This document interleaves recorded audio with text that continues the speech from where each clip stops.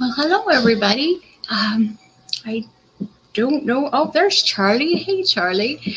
Um, I don't know where Tommy is. I didn't. I never did hear if Mark was going to join us or not. Tommy said he was coming, but I don't know, and I feel kind of silly because I didn't have anything else prepared. But I sent him a text just a little bit ago. So no. Anyway, hey Charlie, did you by chance see the one that I did yesterday?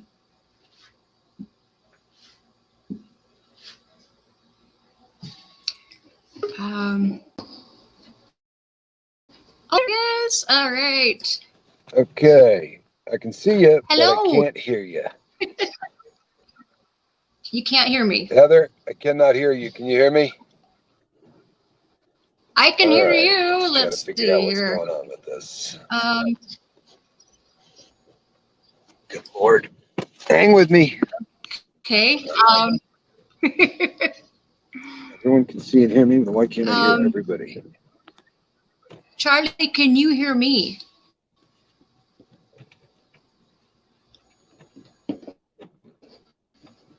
Um, can you hear me yet? Oh dear. Honestly. Okay. Now I'm I'm on not twice. sure. Heather, can you hear me? Yes. Guess what? I'm sorry, guys. Oh boy. Okay. Bear with this for a minute, guys. I'm sorry. Okay, let's try this again. Let's see. Is Mike? No, I don't want to mute it. How are Okay. you? Can you hear me now? I can I'm hear you good. Doing perfectly. well. All right. Yeah. So sorry, I'm going to California on a watch purchasing adventure on the day off, but I wanted to make sure that yeah. So I have I'm not driving. We're cool. I'm Okay. riding with somebody, so we're good to go. How are you? I am very well. Thank you. Good. How about Glad to you? hear it. I'm well. No complaints. Did you find anyone with blue lips today? Um, I hope I not. no no. But Mm, so, did you hear anything from Mark? no. I know that Mark is Heather is going to be having surgery, so he's probably going to be out of the pocket today. But Yeah, that's what I figured. So I right, hope she's okay. nah, That's yeah, you know what? There's a lot of people praying for her, so yeah. I'm confident she's going to be all right.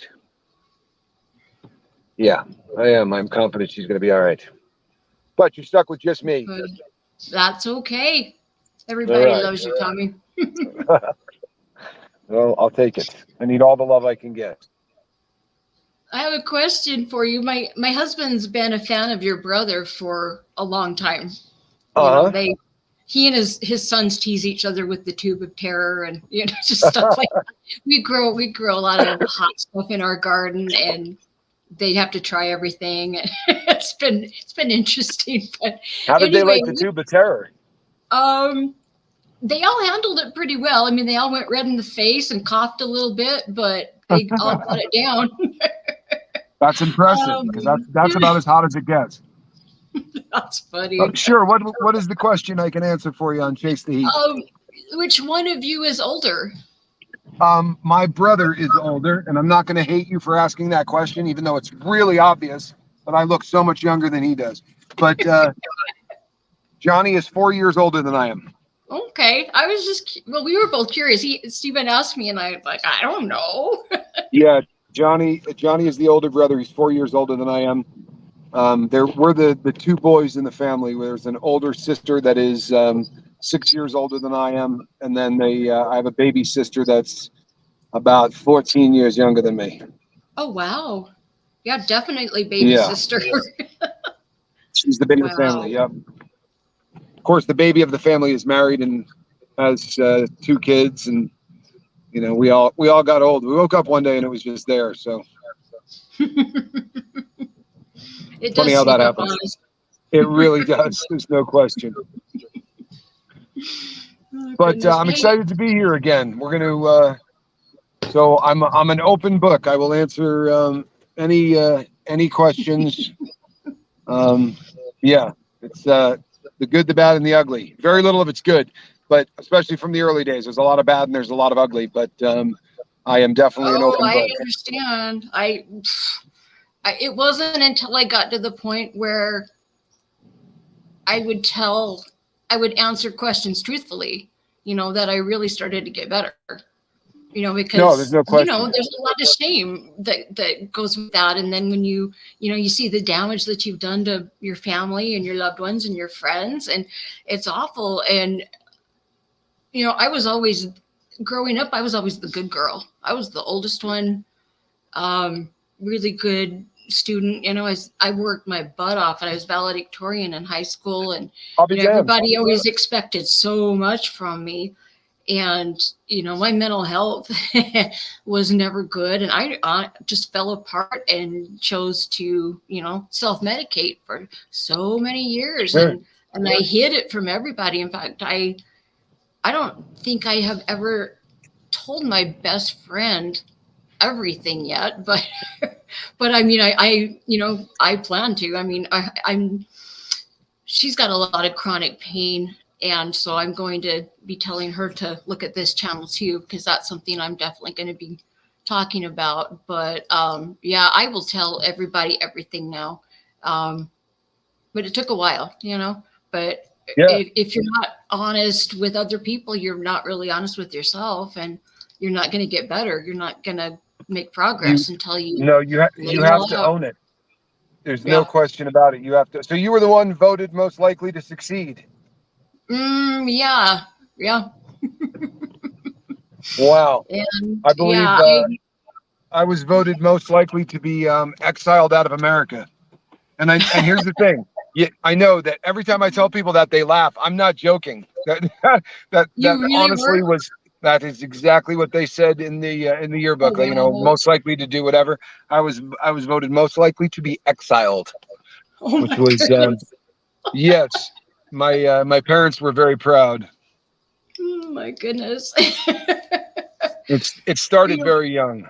But you know what? I do not believe in coincidence, and I do not believe that I just don't think anything is by chance, and I believe we are all placed exactly where we need to be to learn whatever we need to learn. And look at No question.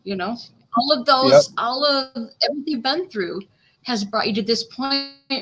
Look what you're doing for people. I mean, really, you and Mark, I marvel, because it's what I see in the lifeboat, what I feel, what I hear. It's different than anything else I've ever experienced. And I such thought a I nice had some thing to good say. meetings. Well, I thought I had some great meetings in rehab, but no, it's nothing like. It's different. There's a special feeling, and you guys, it's definitely your passion. Well, I appreciate that. I think we got really lucky with the crew that came together. You know what I mean? There's just such a great group of people, and I think that really kind of drives the energy, and it certainly keeps, Mark and I sort of engaged. If you got a group of people that are that excited about what you're doing, and they're there every day, and that'll really keep you motivated to do what you do. So that's been a blessing. Yeah. Well, I firmly believe that, whatever kind of pain you experience, whether it's physical or emotional, you can find a purpose in it. And I think more than anything, when you go through painful things, traumatic things, whether you did it to yourself or somebody else did it to you, it changes you, and you become, well, if you choose to let it change you, you know what I mean? You can let it make you into a better person, a more sensitive person, a more caring person, loving person, if you choose to. And I know what choice you've made, because just marvel that, as a psych nurse, I used to work in psych, on a psychiatric unit for a time, and they were always cautioned us, never to talk to a patient outside of the clinical Sure. setting. Never give them your number, nothing, anything like that. And for good reason. I've seen some horrible things happen, but you just really, you invite people if they need the help. You're there for them, and you really are. You don't just say it. You mean it, and you do it, and that saves people's lives, Tommy. I appreciate that. You know what? And it's been, honestly, I would say that the positive has been probably about 98%. There, when you open yourself up, there definitely is issues. I've had a couple of frightening occurrences already, but it's one of those things that there's really no way to do what we do without kind of taking that risk. Yeah. I was just thinking when I was in rehab, there was a kid that was there, left probably a month or two before I did. And he got out, and he made all these plans, he found a job, and there was someone that really put themselves out like you do to try and help him. And I heard that he stole the guy's car. He took his credit card. He took all this money, and he just took off to Colorado. Bad things can happen when you put yourself out, but I don't know.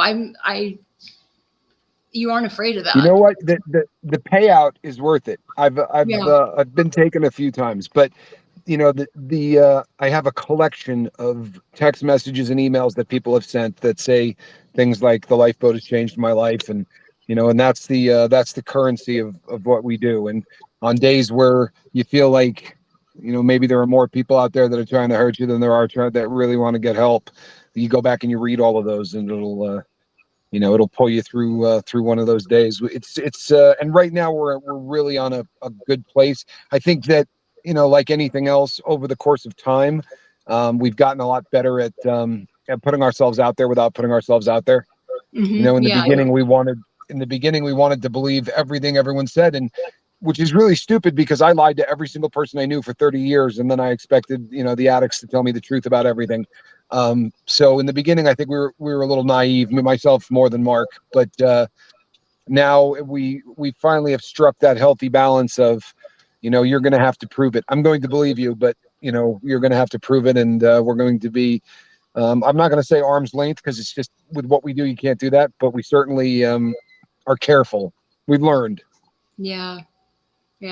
I'm sure you've been burned a few times, but I have been. I have been taken once or twice. It's worth it, though. I don't.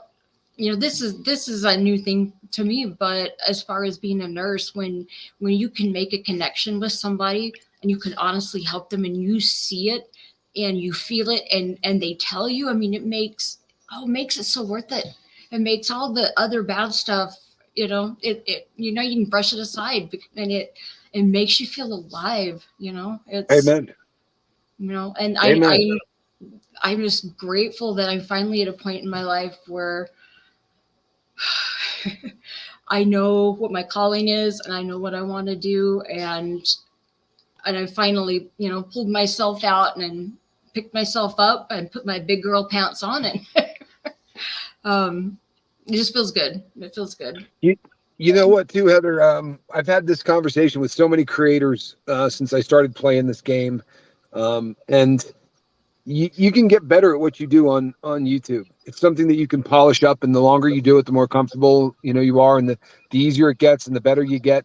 But that being said, you can't create YouTubers.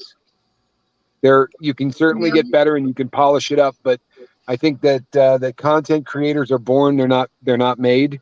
And I really think you were born to do this. I think that this is. I truthfully believe that, and so you just gotta. I think you gotta stick with this. You're gonna touch a lot of lives. You really are. So. I really do want to help people. I've been in the darkest, most horrible places. I've tried to kill myself a few times, you know, I'm still here, so I Right. better figure it out, you know. But I honestly do. I want to help people, and I know what it feels like to be in those dark places. I understand. I've been there, but I also been able to get myself out, and I want to give other people hope, and that's what Sure. I see you and Mark giving people. It's really, It's it's the saddest part of addiction is that the the people that would want to help us the most are the people we hurt. And as you're in there and you're in the life and you're doing it, it's who are you going to be able to get money from when you're needing money for dope or you're dope sick or whatever. You're always going to go to the people that care the most about you because it's the safest bet. And we scar those people so badly that by the time we're actually ready to get sober, very often they don't want to hear it, they don't want to believe it.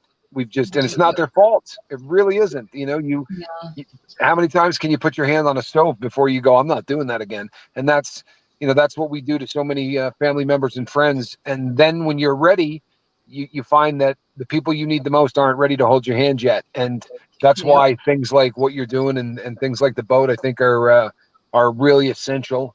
And the other thing, the question you asked at the end of the last time we did this was, I think, I think it was really a genius question. What do you say to a family member, who has someone that's addicted to drugs? Because as much as they want to help, even if you haven't burned the bridge completely, um, I have friends that I love more than anything in the world. If I put a Rolex in front of them and said, take that apart and fix it, the fact that they love me and the fact that they're great people would not make it very easy for them to fix that watch. And it really is, to me, very similar. I think that addicts understand addicts. We understand the life, and there's no shame. Shame is one of the biggest hindrances to people trying to get sober and live their best life. You've done so much, like you were saying earlier, the things that we did in our lives. I robbed dozens of banks. You look back at the things that you do, and it's just, I say it all the time. Who in their right mind would do that? Well, you're not in your right mind. yeah. And when you meet other addicts, they get that. The greatest example ever is when you say to somebody, well, you know what, I got off heroin for about a year and a half, and then I relapsed. Well, if you're not an addict, the logical question is, why would you have Why? ever started again? Right? You were off it. You got through the sickness. You got through it. Why would you have ever started again? And that question is such a stumbling block that, as much as these people love you and want to help you, it's like two different languages. They don't understand that. If you say to someone that's been in the life, I was sober about a year and then I relapsed, they go, yep, okay, yep. Right there. I don't need any of that explanation. You don't have to tell me why you did that. You don't have to, justify. I know that what we do is stupid. We know that what we do is stupid, but we understand it. And it really is essential that there are avenues and outlets like what we're doing here online. And the more people that do it, the better a chance we have of saving a lot of people's lives. Because realistically, there's a lot of death these days.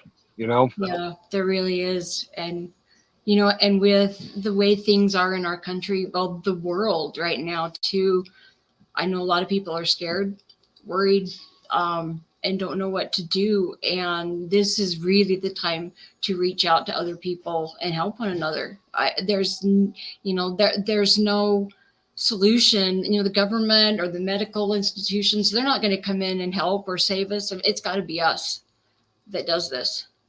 Um, we're and we just we're got to do our definitely not best. going to get we're not going to get any assistance outside of us Mm-mm. taking care of one another. That's kind of the nature of addiction in general, is that if we're not taking care of one another, no one is going to. Yep, that's the case, definitely. So, I would love to hear your story. When did what took you what started your addiction? Was Well, it you something? know what, I Was it? started off smoking dope, like, smoking weed and doing this was a very popular thing in my high school. Everybody, it was just, and it was pretty, I don't want to say harmless because drugs are never harmless, but it wasn't really dangerous stuff. It was just sort of kids being kids and trying things. But it was different for me than it was for everybody else. Everyone just sort of, tried stuff and said, oh, it's fun. And I may do this occasionally. And for me, it was like, oh yeah, I'm going to smoke this every day for the rest of my life. And Mm. that's kind of where I was for a really long time. And I was not bragging, but it's just sort of part of the story. I was a really, really good skier. Like, I was a world-class skier, and I That's did crazy. a lot of competitions. And what I did required getting upside down and twisting and big air Wow. and slope style competitions. So I did hundreds of thousands of backflips on skis, Oh and my when you miss goodness. those, you damaged yourself. So I spent probably a decade on pain pills. And I bet you did. Yeah. as ignorant as this is going to sound, Heather, I never knew that when I stopped taking them, I was going to get sick. And there were times where I would quit taking the stuff at the end of the season, and I would just get Mhm. sick for a week and a half. And I thought, wow, that was awful, And then I would get normal, and I would go about my life. And this happened Oh probably two wow. or three seasons in a row without me ever putting two and two together. Uh And huh. then I had a real bad season. I had, I think, 9 arthroscopic surgeries in one season. And Good by the grief. end of that season, when I got sick, there was a guy that was at my house who said to me, he's like, "Oh man, you look dope sick." And I was like, What's what that? does it say that again?" Right? And he said, "Dope sick." And he pulled out tar heroin, which he called opium, and put some on tin foil, and I smoked it, and the sickness went away. And when you Mm. don't know that you can make it stop, it's not that bad an affliction. But once you realize that there's a button that can turn that off, well, you're going to Mhm. continue to hit that button. And not only did it take away the sickness, but I wasn't taking a pain pill. I was taking tar heroin. So I went from feeling sick to feeling better than I had ever felt in my life. And I realized that, as sad as it sounds, I wanted to feel like that for the rest of my life. And Oh, I I did everything understand. within my power to make that happen. Yeah, It was I understand 30 that. some odd years. Mm. Um, so yeah, I did. So that ended up taking me onto the heroin thing. The pills I was on prior to that was OxyContin 80s, and I was getting 12 a day. And this was at a Oh, time when they were still telling everybody on the planet that you couldn't get addicted to addicted. OxyContin, which is just amazing. So another victim of the Sackler family. I would have Yeah. found it one way or the other, but I definitely was the Sacklers certainly helped me along the way. And then from there, I made a lot of money. I lived in Utah, and I did a lot of stuff with telemarketing and infomercials, and I was the president of a publicly traded company. And made a lot of money, made millions of dollars. And if I made $1 million in a year, I spent like 1,100,000. And if I made 4 million in a year, I would spend 4,200,000. And that was my life for a Yeah. really long time. I bought very cool cars. I bought a lot of watches. I just hemorrhaged money because I was trying to find happiness in Mm. anything I could pay for. And so I have, I got married. I had a child, and it just nothing could get me off of the train that I was on. And I was working as a public speaker, making a lot of money. I mean, the money that is ridiculous, and it's very big in Utah.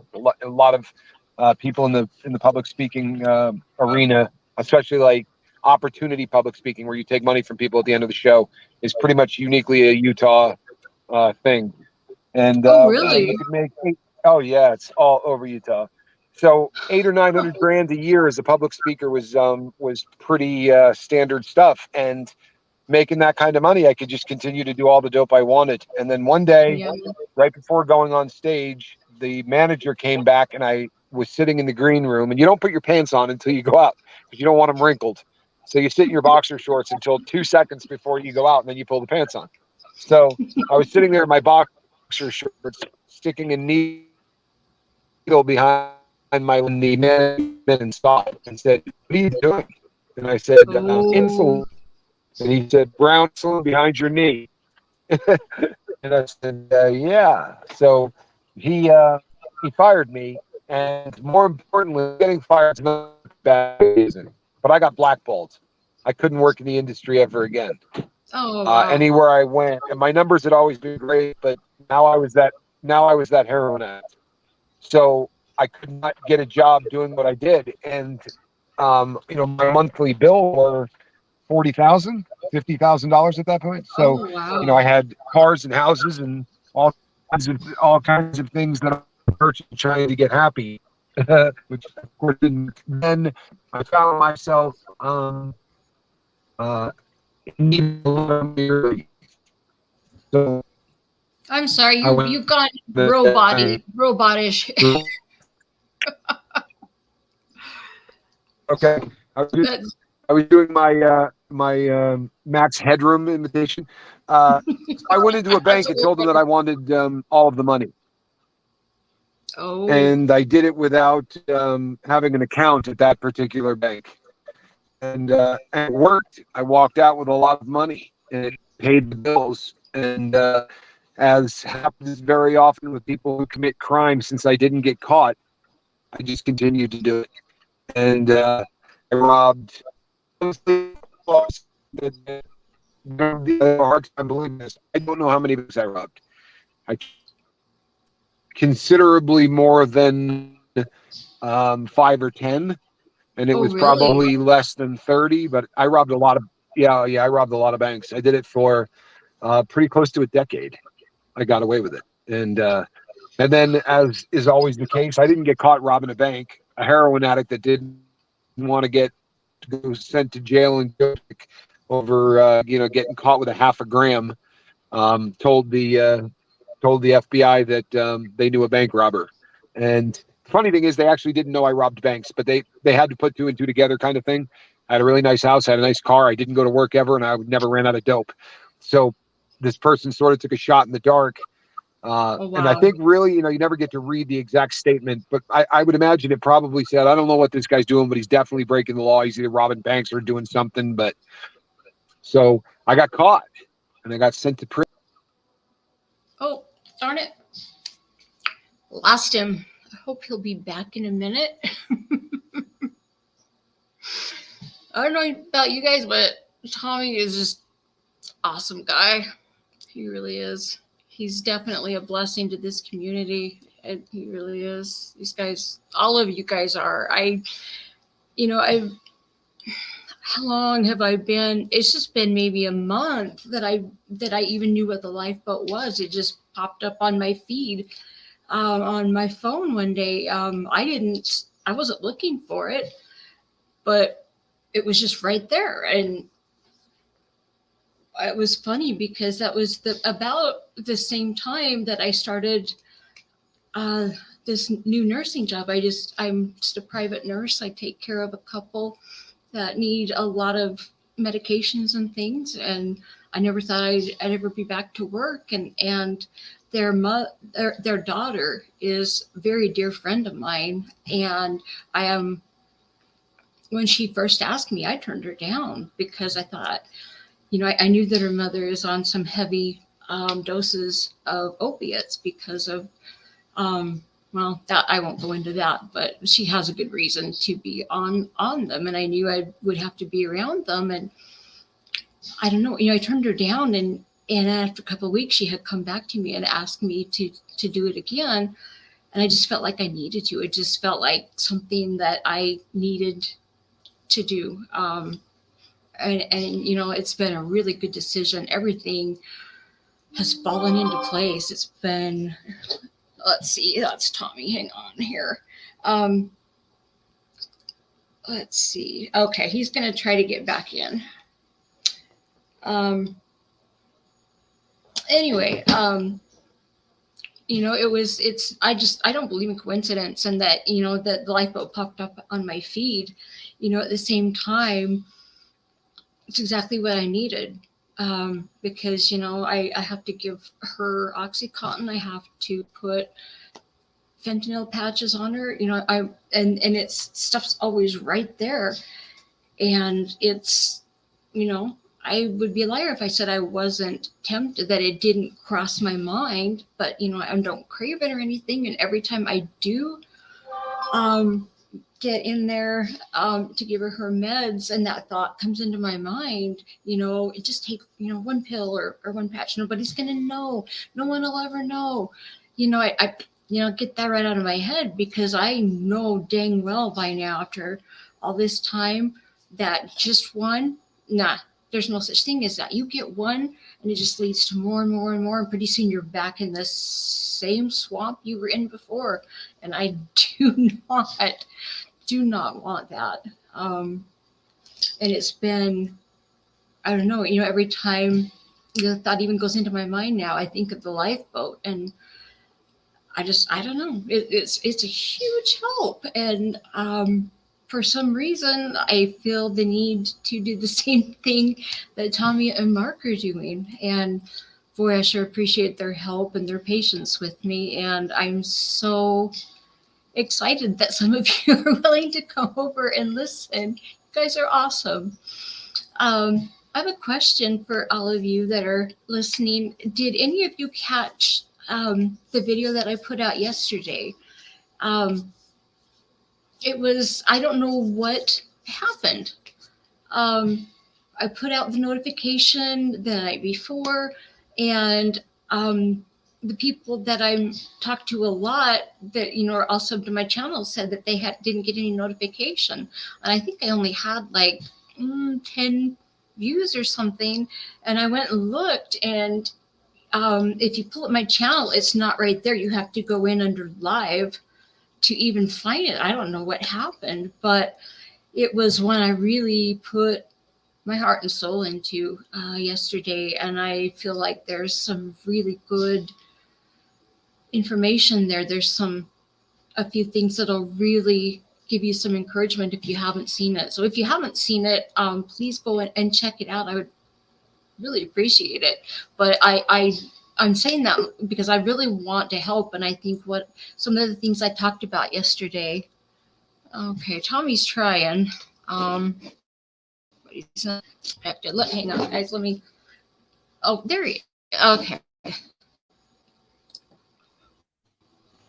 Oh, we are. I can Okay. see you, but I can't hear you. I'm going to buzz back in one more time. Oh, Last time it no. worked. Okay. Let's try this one more time. Okay. Let's see. We'll do this.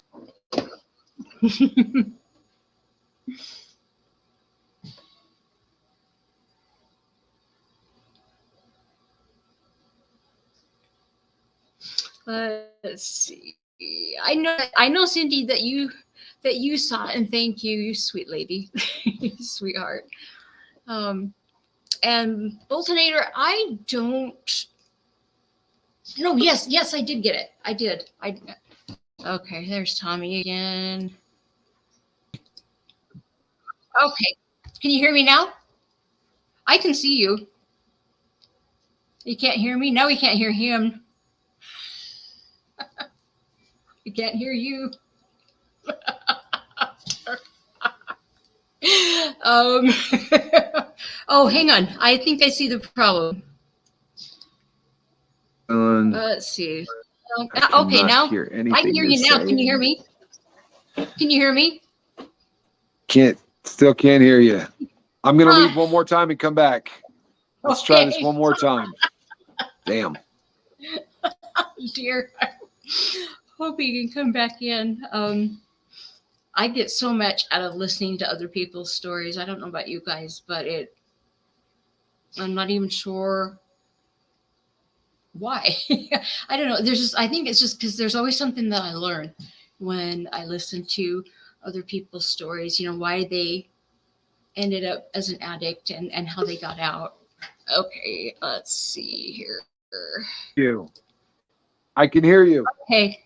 I knew it. Nothing to it. So I am at. I stopped at a friend's place. So I'm no longer moving. This should make it easy. We can get this done. So I think I left off robbing banks, right? Mm-hmm. So I got convicted, right? But in the process of getting convicted, I hired an attorney, who I ended up getting married to. And oh wow. Yeah, I married my defense attorney, which admittedly is bizarre, but yeah, there we have it. So I married my defense attorney, and when I got out of prison, we started a life, and it wasn't a bad one. Things were going pretty well. Unfortunately, one day she decided to get high, and she got high on meth, and it it was an excuse for me to then get high on heroin. And within about 6 or 7 months, I had destroyed everything in my life yet again. And in the process of doing it, I destroyed her, which it is what it is. I can't undo it. But she was she was a very good person. I can't say anything bad about her. I mean, I can. It's not going to be when I went to prison, she stole my identity and absolutely decimated everything there was about me, which I didn't press charges for or do any of that because the idea of her being in prison didn't make me happy at all. So I moved on, and I was in prison getting high, doing heroin every day. And sadly, oh, by the way, what I went back to prison for was gun running. I was buying guns and selling them. Oh, wow. Yeah, and I was buying dangerous. It wasn't like I was selling somebody at 22. I was selling assault weapons, and I was really out of control at this point. Wow. So I went back to prison for that. And while I was in there, I was selling. I was doing dope, and the way I paid for my habit was to go collect money from people in there that owed dope dealers money. I would go and hurt them. I would go in there and beat people and do whatever I had to do to keep my habit going, which was, at that point, I had basically sold my soul because I had never been that person. One of the things that I always sort of kept my head in the game by saying I was never violent. I didn't hurt people. I stole, of course, which is a lie, right? Because when you're stealing, you're hurting people and whatever. But I justified this to myself by saying I was not a violent criminal. And in prison, I became a violent criminal. And one day, I was walking out to the yard in Victorville, California, which is one of the most infamous, dangerous prisons on the planet. Oh, really? And I was walking out to the prison yard to go pick up some dope. I had just gotten paid for collecting money. I got somebody to send about $6,000 that they owed after roughing them up, and that was going to get me about 4 days worth of heroin. And I was going out to the yard to get it, and a guy walking in the opposite direction stabbed me. He buried a knife in my stomach, and I got life flighted off of the yard to a hospital nearby. And it was really odd. When I got put into the helicopter, the nurse that was working on me was absolutely beautiful. And you don't see women for a long period of time in prison. So here was this girl that was, basically like an angel working on me. And I said, almost tongue in cheek, because I knew I wasn't dangerous. I wasn't in any danger. So I said, so you think I'm going to be all right? And she said, no, you're going to die. And I was like, I'm sorry, what? She said, you're going to die. I said, doesn't even really feel that bad. And she goes, oh, not now. She said, but obviously you're in prison and you're still doing dope and this and that. She said, so we're going to save your life today, but it's just a waste of time because you're just going to go and do this again and you're going to end up dead. She was just really mean to me. Wow. And it kind of had an effect. So I had to do 28 days in the shoe with a very odd way to go to the hole, right? You go to the hole for anything, but I wouldn't tell them what race stabbed me. So I was put in a place where inmates couldn't even walk by sweeping, which is how you usually get the drugs. They slide whoever sent something back for you. So for 28 days, I had nothing. And I actually got clean. And while the day after I got stabbed, I got my divorce papers in the mail. Rock bottom. Like it was really bad at this point. Yeah. So yeah, it was pretty ugly at that point. And then so I get out of the hole and I'm sober, and I went back to a prison and I started working at a job, and I had about 6 weeks of sobriety. Not because I wanted to get sober, because I was in a new prison and I hadn't found the dope guys yet. It takes a minute. So a guy named Q came up to me and said, so what's your poison? And I was like, tar heroin, who's got it? And he said, oh, everybody over there. He's like, that whole section, and pointed to it. He's like, that's the heroin crew. And I started to walk in that direction, and he's like, but I got a better deal for you if you want to hear it. And of course I thought, cheap drugs. So I jammed on the brakes, and I was like, yeah, what do you got? And he's like, oh, it's going to take a minute. He's like, I can't talk to you about it here. So I agreed to go meet him at the library, thinking, of course, I was getting dope. And I went to the library, to talk to a black guy, which you don't do in prison anyway. In the federal prison system, whites and blacks are not allowed to hang out, talk. It's very, very bizarre. But I was up there anyway, and I thought I'll buy dope from him, and I won't let the white guys find out, so I won't get hurt for it, blah, blah. And he said to me, I'm doing life in prison. Sort of broke down what he was in there for, and he said, I used to do that garbage too. He said, I did all of the stuff. And I said, and so who's got the dope? And he said, well, since I came down, he said, I picked 5 people, and I've gotten every one of them sober. He said, they're out on the street, they're doing their life. He said, I said, so what are you saying? He goes, I want to help you. Wow. And of course, being the guy I was, I said, no, I'm good. And he said, all right, then, go and deal with those guys. And it's really funny because I went up and I said, hey, I'm trying to get some stuff. And the guy said to me, I can't help you out. And I said, and why is that? He said, because you hang out with, and he used the N-word. And because I had been seen talking to this guy for 25 minutes in the library, none of the white boys were willing to deal with me. So I went back to yell at him. I didn't go back to get help. But he met me in the library the next night, and I went to yell at the guy. And I don't know, God had different plans. And I sat and I listened to him. And I said to him, I'm all right. I don't want to do this crap anymore. What do we do? And he gave me a list of assignments to do. And over the course of the next 6 months, I decided I had never hated anybody in my entire life more than I hated Q. Like, I wanted to kill him pretty much all the time. But I continued to go with it. And then over the course of the next 6 months after that, I realized that there was probably nobody I had ever loved more. He was just a... he's an angel here on earth for you. No question. No question. One of the best people I ever met. A life that is completely wasted because of where he is. He is most assuredly paid for his sins, and there's so much he could do for this planet. But we worked together for about 3 years, two and a half, 3 years. And I did everything he told me to do. He had showed me letters from the 5 people he worked with who all wrote to him from the street. And today he's probably showing somebody my letter because that's, what he does. But yeah, but after reading those letters, these guys weren't just sober, they were successful. Like, all of them were achieving their dreams. And he wasn't just selling me the, you can be sober thing. He was selling me the, like, I had, the inside of my cell was covered with pictures of Rolex watches and things of that. I've always just been a watch guy. And I remember him saying to me, he's like, how much money do you think you've spent on heroin in your life? I said, oh my God, millions, millions and millions of dollars. And so he started pointing to the stuff on the wall. And I don't know whether he like studied after seeing my cell or just this, was a guy that knew everything, but he pointed and he's like, Daytona Cosmograph. He's like, what is that? The 70s? I said, yeah. He's like, 800,000. I said, yeah. He's like, you probably could have bought 2 or 3 of those. And it was just, everything he said, like, it just hit home. And he saved my life, and he saved my soul.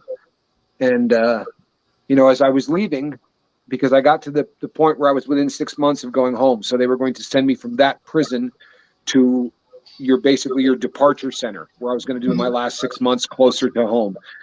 And as I was getting ready to leave, I went up and I said, Q, what can I do for you when I leave? You want money on your books? How can I help you? I'll write letters for you. I'll do whatever. And he said, pay it forward. He said, you're articulate and you're intelligent. Try to save at least one person from ending up in here.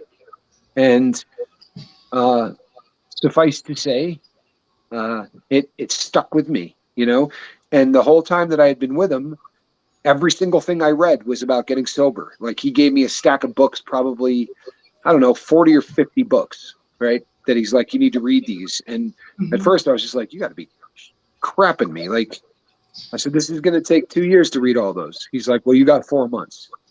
And I got to a point where I was reading these books nonstop and taking notes. And as soon as I was done, I was handing him the last book, and a staff member came up and said, oh, I've read that. I said, you have? He said, absolutely. He said, I have a degree in, he was an LCDC, a licensed chemical dependency counselor. Mhm. And they said if I bring in all of the books that I used to go to school, I need them all back. You can't get your cells searched and have this stuff taken away. But I read every single book that this person read to get their degree. And That's I just amazing. sort of became, yeah, I just sort of got voracious about it. And this person was another angel. And they would come in and, oh, this is another book I forgot to tell you about. And it, not being the brightest guy, it took a while to realize that they were just buying books. Oh my Like goodness. they were just continuing to buy anything that was coming out that was new and cutting edge. And because I would look at when the book was made, and I'm like, this person's been doing this 12 years. This book is a year and a half old. Like they just came out with this, but they continued to do that the entire time. And I'm without exaggeration, I probably read 1,000 books on sobriety, and I would walk around the cell at night and talk to myself as if I was talking to an audience of people. And by the time I left the halfway house, because I got out and I went to the halfway house and I got a job working. There's some great video. If you ever want to see it, it's over on an Instagram page. But I'm claustrophobic, and I got a job working at a shipyard where I used to go into the hulls of these things, and you can't stand up. It's like 3.5 feet high, and the boat's 500 feet long, and these things are little, like a maze, because it's where all the water goes through. And I would have to go in there and paint it. And I remember when I got told that this was part of my duties, I was like, well, I'm claustrophobic. And they said, you were asked that when you got hired. And I thought, yeah, but I lied. I wanted the job. And I remember being there and I could hear Q in my head saying, you don't get over fear, you get courageous, right? The only people that don't have fear are stupid, right? They're not courageous, they're dumb. And I would just go in there and I would do it. And I overcame the nastiest fear in the whole world, and I taped it. I didn't want to be alone, so I would leave the phone on and I would just talk to it like it was a person. And there's some really funny film of it. But as everyone was buying headphones and Beats by Dr. Dre and new shoes and all of the things that people in halfway houses who just left prison put money into, I bought cryptocurrency. And I lived no better than I lived in prison. I didn't buy anything. I ate the crap food that they had, and I saved every single penny because I wanted to be able to do the lifeboat. And when the time came, I wanted to be able to have enough money to do it. And the crypto had gotten considerably bigger. I bought at a good time. So when I was done with the halfway house and I came back to Nevada, I had enough money to buy out. I had enough money to buy out half of a watch broker that was going out of business. Oh wow! And I bought enough watches to pay for a house, and I took on a business partner who put up the other half, and the goal was to get all of that investment money back within the first year, and we got it back within about 90 days. And the business really took off, and the lifeboat really started to take off. And I learned to get over the fear of success. Right, this is usually when I crash and burn, when things start going good and I can afford a nice car. I go and I waste money on that, and and I short circuit myself because I don't know how to be successful. I don't know how to be comfortable being successful. I've been successful in almost everything I did. Truthfully, I just couldn't handle it, and then I would just go get wasted and destroy it. Except this time, and I did 5 years sober. Just pure, I'm not going to do dope. And after 30 years of doing heroin every day, I had opiate use disorder, like as bad as anybody. And I met somebody right before leaving the halfway house. I met a shrink, and they were the fifth one that I had been issued in about 4 months. And I was so mean to this person. I said, I'm not talking to you. I'm not going through this again. I'm not giving you my friggin' life story so that I can have to give it to somebody else. I'm leaving in 3 weeks to go home. F you. Literally, that was the conversation. And very classy. But this woman said, okay, I completely understand. I'm not mad at you. I get it. Do you have any fear going home, though? Just, one question. And I was like, do I have fear going home? Like, you have to be the dumbest person I've ever met. I'm like, of course I have fear going home. And she said, what's the fear? I said that I'm going to do heroin, and it's going to happen. I'm like, it's not a question of if, it's a question of when. No matter how much I'm trying, it's out there and it's just waiting to get me. Like, that's really where my mind was. And she said, you should be on medical assisted treatment. You know, there's a drug that'll block the receptors. And I'm like, yeah, I'm familiar with the drug. I said, it didn't work for me. And she said, well, I guarantee you did it to get high, and it doesn't get you high. So it's not going to do that. So the crazy thing is, it was just really a God thing. It's supposed to take 6 months to go through the process of having the federal government approve you for this. And she said, well, I'm going to put the paperwork in. I said, I'm gone in 3 weeks. You're wasting your time. And she said, well, let's see what happened. And they approved me in 72 hours. Oh my goodness. Which was, I mean, unheard of. I'm probably the first and the last person to ever get approved in a 3-day period of time. There's a section on the top that you check a box and it says good candidate, bad candidate, or like we're reconsidering down the road or something like that. And they didn't check any of them. They wrote over the top, the candidate. Because I was just one of those people that if you could get this crap out of my life, then I could probably make it. It wasn't that I had all of these other things wrong. This is what is wrong.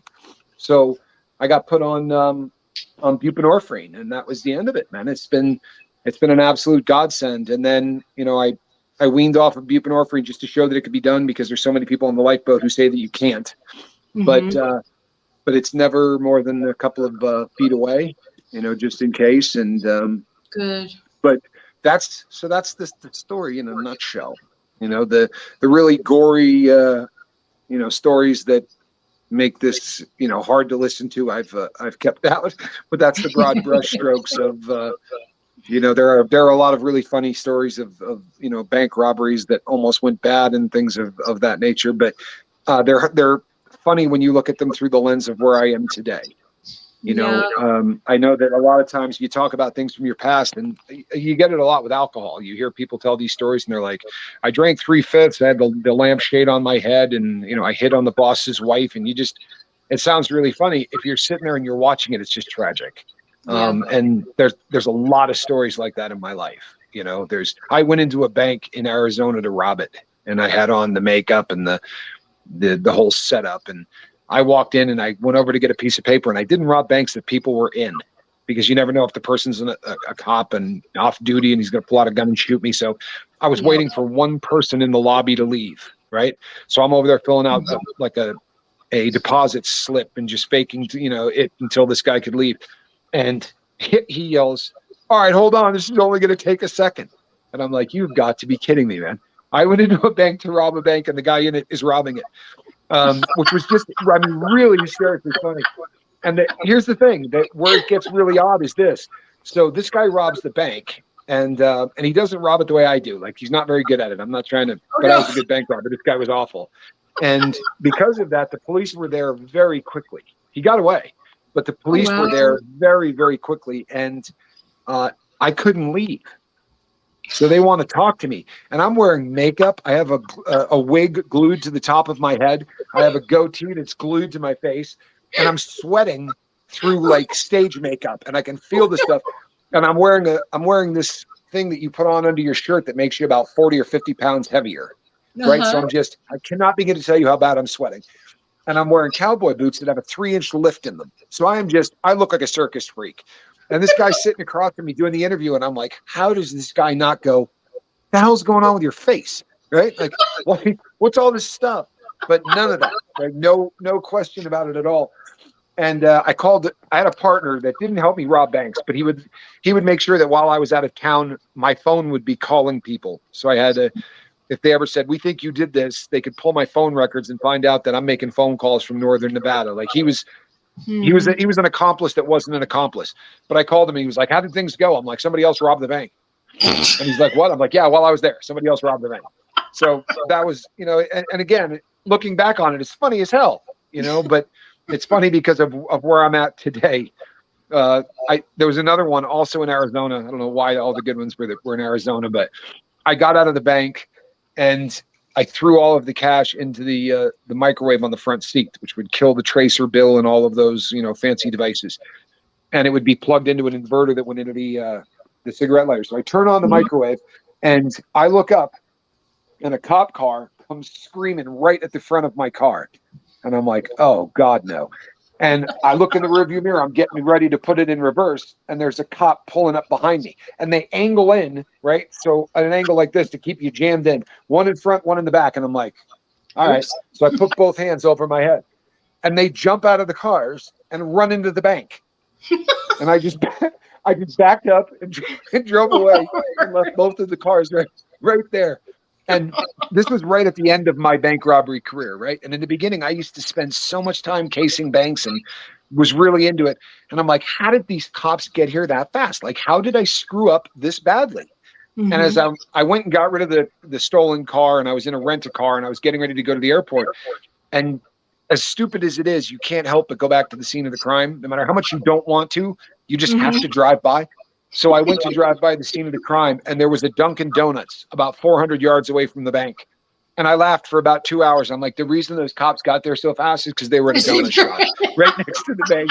You know, that's the only explanation, because the police station was like 4 miles away. So yeah, I robbed a bank near a donut shop, which is just plain stupid. But again, all of these things are really funny because I view them through the lens of freedom. You know, there are a lot of really funny stories, and there are a lot that are really tragic. You know, some of them I've told on the lifeboat. All of them at that point in time when you were actually doing them, that's tragic. You know, because Absolutely the reason that you're doing them is because you're a slave to this drug. But yeah, I mean, and there's absolutely no way to get through a day without it. Yeah. You know, but look at you now. You can laugh at it now. You can. I mean, you know, honestly, I think humor is so important in everything. You've got to laugh, and especially at the icky things, or you're not going to survive it. Right. No, there's something to that. There is a lot to be said for humor as being a release and something that you know, that keeps you in. And these days, I'm completely off of everything except a vape. The vape device is the only thing that my bad habit that I still do. But other than that, yeah, I'm where I want to be. And a lot of people are getting helped. The lifeboat is growing, and you know, it's like the new generation of crew members, of which you are one of the new generation of crew members. And I think this is probably this isn't unique to the lifeboat, I don't think. But you do something for a period of time, and you get this crew of people that brings everybody in. You know, they're the ones that just make it desirable to be there. And the next crew that comes in are usually people who are really seeking out exactly what you're doing. And for that reason, you get a crew that has a vested interest in taking this to a different level. So now the people who are showing up on the boat are actually making the boat a lot better. And I'm not hacking on the first crew, but we all made it together. Like, they're as much a part of making the lifeboat as myself and Mark are. You know, they were a huge part. But the people who are coming now, they didn't come because of Chase the Heat, or they didn't come because of Wages World. I mean, they may come through there, but they're coming because they want what we have. And when you have people who are already in the game the way you are, then, you know, it sort of really takes itself to the next level. And pretty proud of where it's going today. I really am. Well, you and Mark, you put your heart and soul into this. And I mean, maybe that's what it is that makes it so different and so wonderful. You know, thank you. And I just, you know, and like I said, I do not believe in coincidence. And I think that everybody that has come to the lifeboat was in one way or another led there. I mean, that is just how I look at things. But, you know, because I wasn't even looking. I didn't know what the lifeboat was. And I'm sure I told you guys that you just popped up on my feed about the same time that I had decided to start working again. And, you know, I was a little worried because, you know, every day that, you know, I'm at work right now, and every day that I'm here, I've got to give one of my patients fentanyl patches and OxyContin. And, you know, I quit nursing for a long time just to stay away from it, you know, and my patients, their daughter is a very dear friend of mine. And that's the only reason that I ended up, agreeing to do it. And I told her everything, why I quit nursing, I told her everything. Honesty And is a she beautiful says, thing, isn't it? it is. It's very freeing. It's not Yeah. easy, but it's freeing, And she said, I'm not worried one bit about you. And I said, well, okay, but that was when you guys just popped up there. I mean, that's not coincidence. And Absolutely not. there's been a few times that it's come into my mind when I've been getting things ready to take to her. The thought comes in, oh, just one. No, nobody will ever know. There's plenty there. These haven't been But counted. one, but you can't, because just one, you need to tell yourself just one. No, that leads to another and another, and then more and more. And it's just The best cliche and there are so many cliches in what we do, but the best cliche in rehab, without a doubt, is that that a million's not enough and one's too many. And that really is the truth. All it takes is that one. Yeah. Yep. It's the infinity symbol. I am not willing to do that to my family, to myself, to, there's too much at stake anymore. I want to help people, and if I go back, it's not going to work. Well, you are helping people, Heather. You are helping people. But that's what keeps me going, just like you and Mark. That's what gives you the reason to stay on the path of sobriety. That's, you start to realize that there's something out there that's actually more important than you. Yes. Yep. Which is huge, because addicts are not very good at that. Well,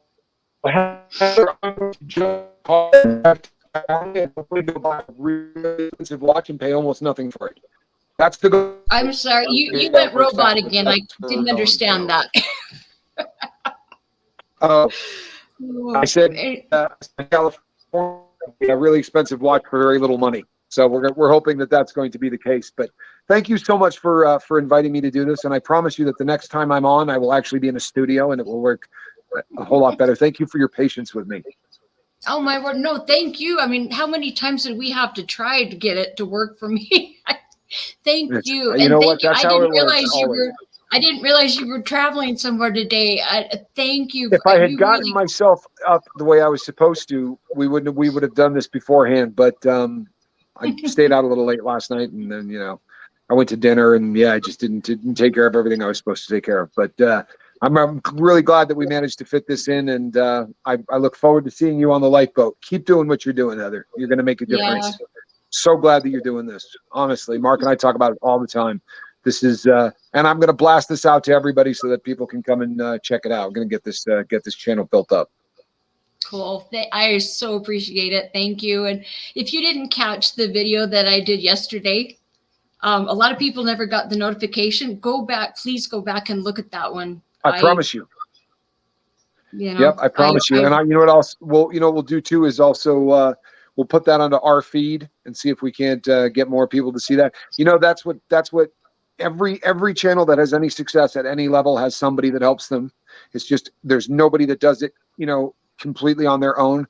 Marfugel has just been taking us and really, they tweeted out a couple of our stuff, a couple of our videos the other day, and I mean, Marf is probably, he's probably been responsible for 500 or 600 people getting sober. So we're going to do it for you. Awesome. And it is. We're going to do it for you though, Heather. And we're going to just keep doing what you're doing because you're good at this. Well, thank you. And thank you so much for coming on today. I know you're busy. It's an honor. I appreciate it. And no, it is an honor. I promise you. On this. Thank you so much. And well, thank you, Heather. God bless. And we'll see you on the boat. Okay. Bye-bye. All righty. Bye-bye, hon. All right, guys. Thank you, everybody, for showing up and for putting up with our technical stuff and for listening. Without, it's the whole community that makes sobriety work, and it makes this work. And I really, really appreciate you guys. And I can't put myself out as much as Mark and Tommy do right now. There's just too much going on in my life, but I will do my best. And in fact, the next video that I post, I will start putting my email and information up like that. I really do want to touch people. I want people to understand that, you know, you can be in the darkest depths and in the biggest mess and want to die and try to take yourself out. And you can come back from all of that, and you can find joy, and you can find happiness, and you can find your purpose in life. And I am proof of that. You know, the little thumbnail that I had put together, the one side is a picture of me after one of my Spartan races. And you know, that's one other thing. I never thought I'd be a runner, or I'd be training, working out, anything like that. And here I am doing crazy things like that. And in fact, next year, I plan to run several marathons. And you know, I just want to see how far I can get. But you know, compared to where I was to where I am now, you know, if I can get out of that hole, anybody can. You guys, you can do this. And it is so worth it. It really is. And life is so worth the struggle. You know, it's not good all the time, but man, you know, I'm finding that the highs, you know, the joys that I'm finding in life, make everything else that you've got to get through so worth it. And I want to help other people find that joy. So once again, I thank you all, and I will see you guys soon.